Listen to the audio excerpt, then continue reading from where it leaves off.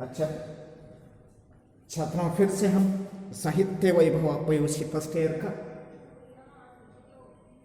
इसमें युवाओं से या युवकों से यही गद्य भाग लिखा है स्वामी विवेकानंद।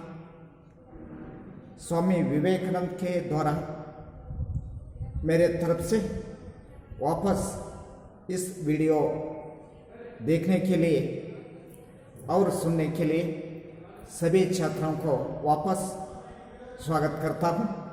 लेकिन यहाँ पर पहले ही समय में स्वामी विवेकानंद का परिचय, वो परिचय समाप्त होने के बाद आगे स्वामी विवेकानंद युवकों से क्या कहा है या युवकों से क्या सूचना दी गई है उसके बारे में वापस विचार करेंगे। लेकिन यहाँ पर लेखक परिचय कहिए तो स्वामी विवेकानंद ने युवकों को जो सूचना दी ही है भारत देश के लिए किस तरह रहना चाहिए, आपका विचार किस तरह रहने तो भारत माता की वो योग्य हो सकता है और आप किस तरह रहना ही जरूरी है, इसके बारे में आज से विवेकानंद के द्वारा हम विचार करेंगे। लेकिन यहाँ पर लेखक परिचय कहे तो युग पुरुष स्वामी विवेकानंद जी का जन्म 12 जनवरी 1863 के कलकत्ता, आज कोलकाता है, में हुआ था। इनका जन्म कहे तो यहाँ पर स्वामी विवेकानंद का जन्म 1863 वही जो जनवरी 12 तारीख से 1863 में कोलकाता ये बर्थ प्लेस का नाम है, वही स्वामी विवेकानंद का जन्म हो गई। नरेंद्रनाथ स्वामी विवेकानंद के बचपन का नाम, स्वामी विवेकानंद यही नाम है, बचपन का नाम नहीं। उनको जो माता पिता है वो माता पिता ने रखने वाले नाम नहीं है, वो माता पिता ने क्या नाम रख दिया है, स्वामी विवेकानंद पैदा होने के बाद या जन्म होने के बाद उनके माता पिता ने नाम रख दिया है, वो नाम क्या है? नरेंद्र। बचपन का नाम क्या है? नरेंद्र। इनका जन्म 12 जनवरी 1863 में कोलकाता में जन्म हुआ। इनका बचपन का नाम क्या है? बचपन का नाम नरेंद्र। लेकिन आगे चलकर वो नरेंद्रनाथ उनकी ही ज्ञान देखकर, उनके ही विचारों को देखकर, उनकी ही भावनाओं को देखकर समाज में रहने वाले सभी व्यक्तियों ने एक नाम दिया है, वो नाम क्या है? नरेंद्र। लेकिन नरेंद्र ये नाम बचपन का नाम है, लेकिन पहले ही से नाम स्वामी विवेकानंद नहीं है।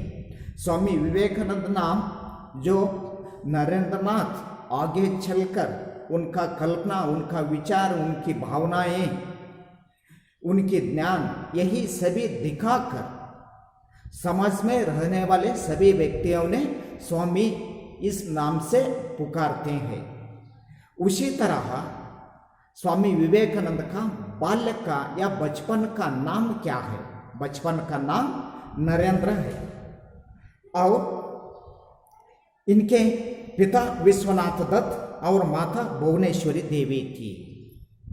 नरेंद्रनाथ है, ये नरेंद्रनाथ का पिता का नाम विश्वनाथ दत्त है और माता का नाम भुवनेश्वरी देवी। स्वामी विवेकानंद या नरेंद्रनाथ, नरेंद्र का पिता का नाम क्या है? इनका पिता का नाम विश्वनाथ दत्त है और माता का नाम क्या है? उनका माता का नाम भुवनेश्वरी देवी। यहीं पर विश्वनाथ दत्त और भुवनेश्वरी देवी उधर से स्वामी विवेकानंद ने पैदा हो गई है। लेकिन इसके बाद बचपन से ही आप बहुत ही प्रतिभाशाली, बचपन से ही लेकर स्वामी विवेकानंद जन्म होने के बाद बचपन में ही इनका विचार है, इनकी कल्पना है, इनका ज्ञान है, इनका आचार विचार है या रीति रिवाज है, किस तरह है, बहुत ही प्रतिभाशाली के रूप में इनका विचार है। गरीबों में प्रति दयापूर्ण हृदय रखने वाले और भक्ति एवं वेदांत में रुचि रखने वाली थी। बचपन से ही विचार करने तो स्वामी विवेकानंद या नरेंद्रनाथ गरीबों के प्रति, गरीब रहता है जो पुअर कंडीशन में रहने वाले सभी व्यक्तियों के बारे में स्वामी विवेकानंद ने विचार करते हैं। विचार करने के बाद वो व्यक्तियों को, गरीबी व्यक्तियों को जो हेल्प करता है या सहाय करता है, कौन सहाय करता है यहाँ पर? स्वामी विवेकानंद को। किसको कहे तो गरीबी व्यक्तियों को। और हृदय रखने वाले और भक्ति एवं वेदांत में रुचि रखने वाले थे। भक्ति कहे तो जो भगवान के ही बारे में, वेदांत के बारे में, भगवान के बारे में कहे तो भक्ति, भक्ति और वेदांत की जो रुचि है उसमें क्या अंतर्गत है, उसमें क्या उनका अभिरुचि है। वेदांत कहे तो किस तरह रहता है, वेदांत कहे तो उसका अर्थ क्या है, वेदांत में रहने वाले सभी व्यक्तियों ने किस तरह रहता है, ये सभी विषयों के बारे में जानने वाले व्यक्ति यहाँ पर नरेंद्र है। इनकी बचपन से ही भक्ति या गरीबों के बारे में दया रखना और वेदांत के बारे में विचार करना इनका रुचि है। श्री रामकृष्ण परमहंस आपके गुरु थे।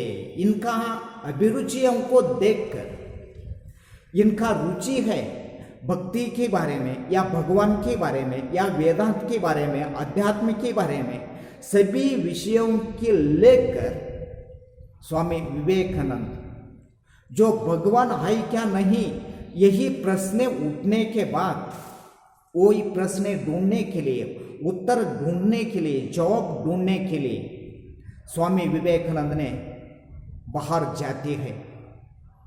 बाहर जाने के बाद स्वामी विवेकानंद को एक प्रतिष्ठित गुरु मिलता है। वो गुरु का नाम क्या है? रामकृष्ण परमहंस इनका गुरु है। स्वामी विवेकानंद का गुरु का नाम क्या है? स्वामी विवेकानंद गुरु का नाम रामकृष्ण परमहंस है।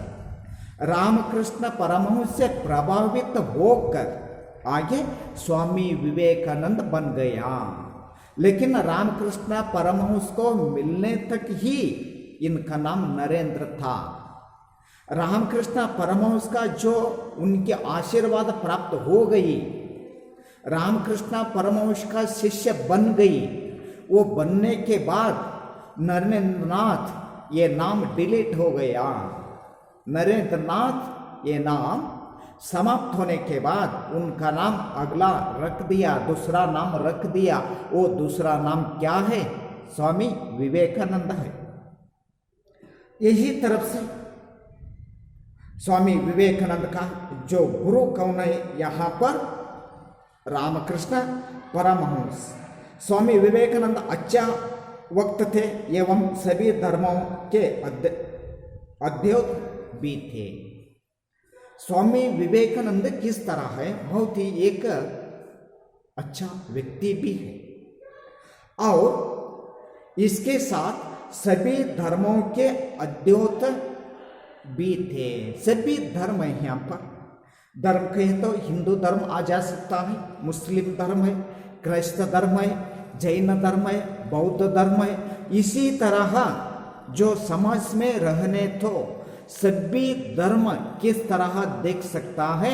समान रूप से ही देख सकता है।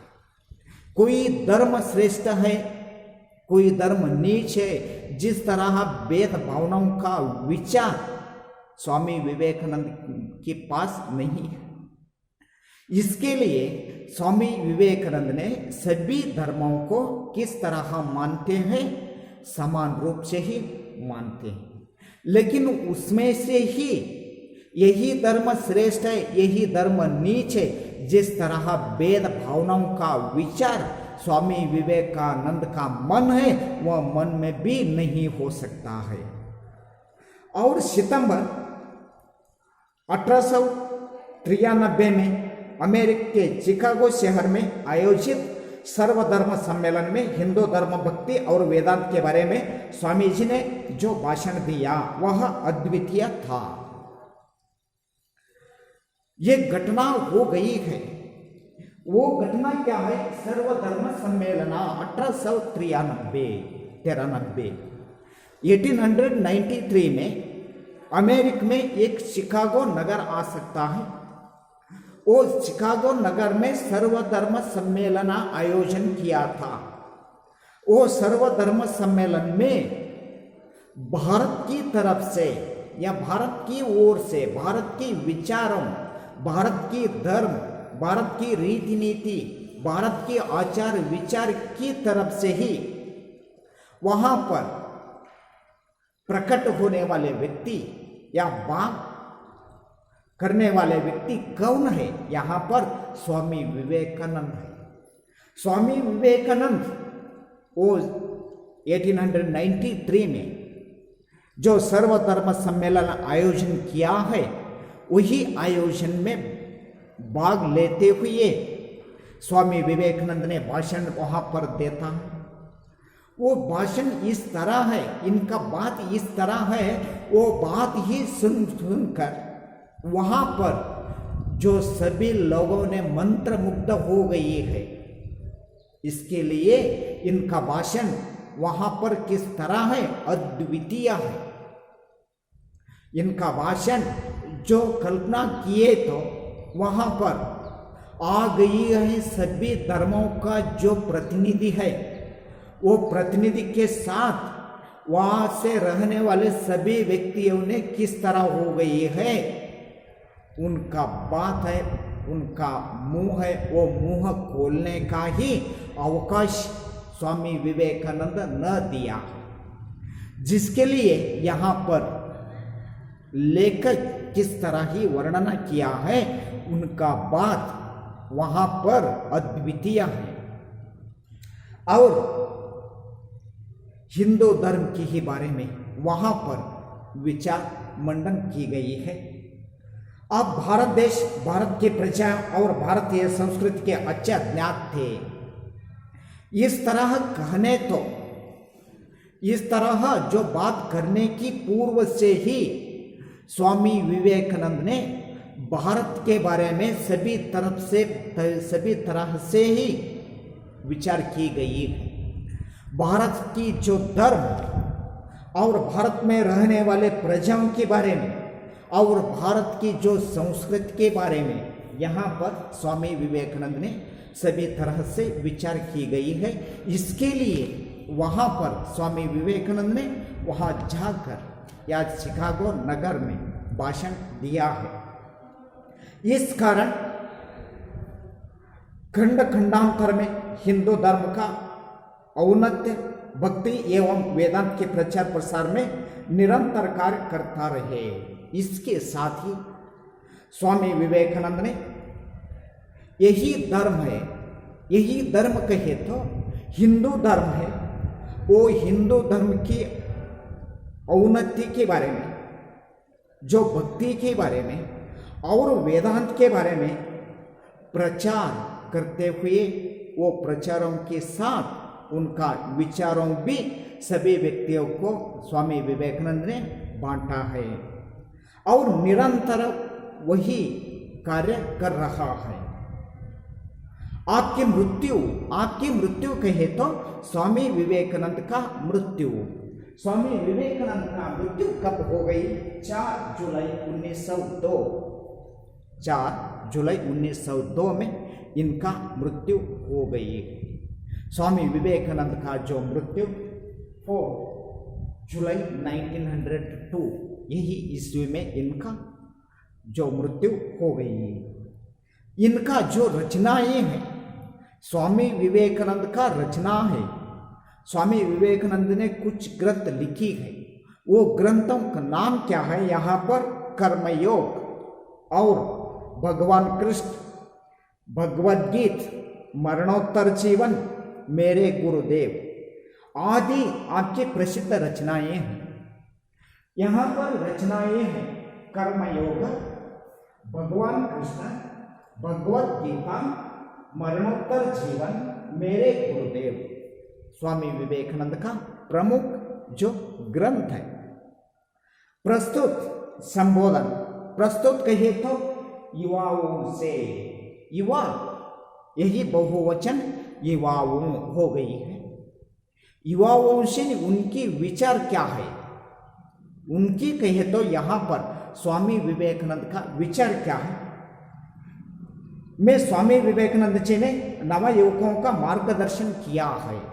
युवाओं से कहे तो नव युवकों को स्वामी विवेकानंद ने मार्गदर्शन किया है।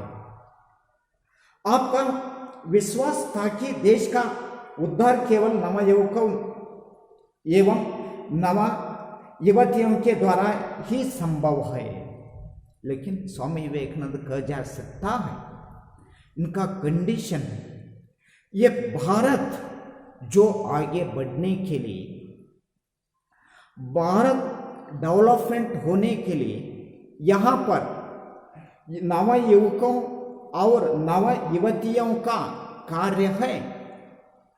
वो कार्य के साथ ही भारत का डेवलपमेंट होना ही अनिवार्य है, इनकी ही हाथ में है। नव युवकों और नव युवतियों को हाथ में ही भारत का जो डेवलपमेंट होने का काम है, वो काम इनका ही हाथ में है। नव युवकों नव युवतियों किस तरह भारत में रहकर वो काम करता है, वही रीति से, वही वे से यही भारत देश चलता है, जिस तरह स्वामी विवेकानंद का विचार है। इसके लिए स्वामी विवेकानंद ने स्वतः ही भारत देश में रहने वाले सभी नव युवकों और नव युवतियों के साथ ही बात करता है। और स्वामी विवेकानंद जी ने हमें मानव निर्माणकारी धर्म एवं दर्शन की शिक्षा दी है। हमारे राष्ट्र निर्माण के लिए उनकी अनुपम देन है। यहाँ पर अनुपम देन किसका है? नव युवकों या नव युवतियों की अनुपम देन मिलने तो उनका विचार, उनकी कल्पना जो बदलने के बाद, या भारत देश की विचार है, या भारत देश की संस्कृति है, भारत देश की रीति नीति है, वो रीति नीतियों के बारे में, भारत देश का संस्कृति के बारे में, भारत देश का जो आचार विचारों के ही बारे में पहला ही नव युवकों या नव युवतियों ने समझकर भारत देश को आगे बढ़ने के लिए प्रोत्साहित देना तो एक ही उनका अनुपम देन भारत देश को मिलता है। स्वामी जी की 150वीं जयंती के उपलक्ष्य में उनकी विचारधारा का परिचय विद्यार्थियों को दिलाने हेतु हुई इस अनुदित पाठ का चयन किया गया है। इस पाठ का चयन या आशय क्या है? 150वीं जयंती के अवसर पर भारत देश का जो आगे बढ़ने के लिए यही संदेश देना तो अच्छा हो सकता है। नव युवकों या नव युवतियों को यहाँ पर पात्र बहुत ही आवश्यकता है। उनके ही मन जागरण करना ही यही पाठ का चयन है या आशय है। लेकिन यहाँ पर स्वामी विवेकानंद का विचार है, स्वामी विवेकानंद का परिचय है। वो स्वामी विवेकानंद का परिचय समाप्त होने के बाद फिर से मेरे आशा लेसन स्टार्ट हो सकता है। मेरी विश्वास नवीन पीढ़ी के नव युवकों पर है। स्वामी विवेकानंद ने स्वतः ही कहा जा सकता है। स्वामी विवेकानंद का विश्वास किस पर है? स्वामी विवेकानंद का विश्वास या उनकी आशा नवीन पीढ़ी युवकों है या युवतियों है, वो युवकों या युवतियों के बारे में ही स्वामी विवेकानंद का विश्वास है, इनका भरोसा है, इनका आशा है। उन्हीं में से मैं अपने कार्यकर्ताओं का संग्रह करूंगा। नवा युवकों से लेकर मैं अपने जो कार्यकर्ताओं का संग्रह करूंगा, लेकिन नवा युवकों छोड़ से यह कार्य करने तो वो कार्य उतना ही प्रॉफिट नहीं दे सकता है। वे सिंह विक्रम से देश की यथार्थ उन्नति संबंधी सारी समस्या का समाधान करेंगे, लेकिन यहाँ पर भारत अभिवृद्धि होने के लिए यही जो पार्टनर है,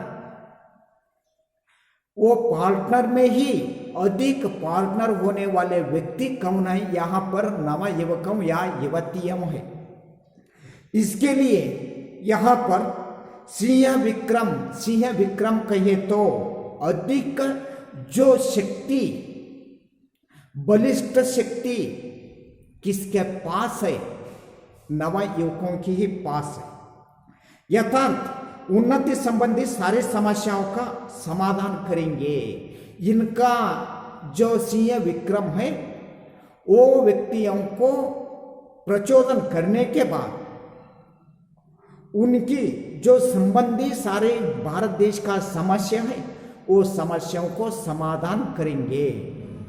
वर्तमान काल में अनुष्ठेय आदर्श के मैंने एक निर्दिष्ट रूप में व्यक्त कर दिया है और उसके कार्यान्वयन करने के लिए मैंने अपना जीवन समर्पित कर दिया।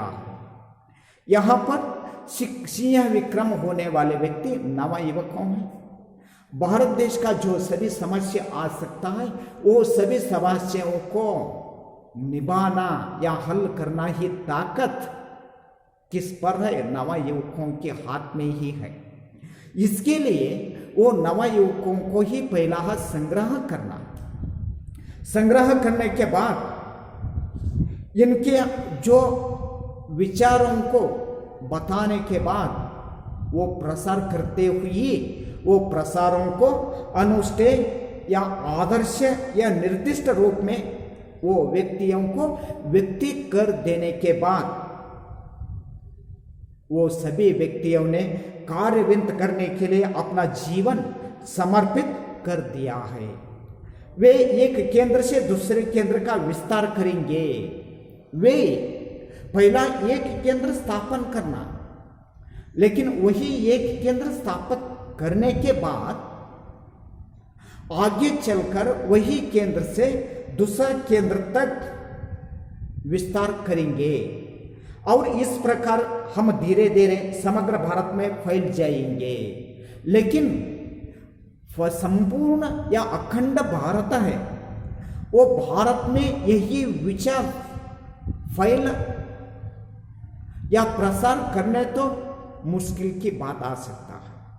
लेकिन पहला एक केंद्र स्थापित करना, वही केंद्र से दूसरा केंद्र, वो दूसरा केंद्र से तीसरा केंद्र, तीसरा केंद्र से चौथा ही केंद्र, इस तरह आगे बढ़ने तो संपूर्ण या अखंड भारत है, वो भारत में ही ये फैल करेंगे।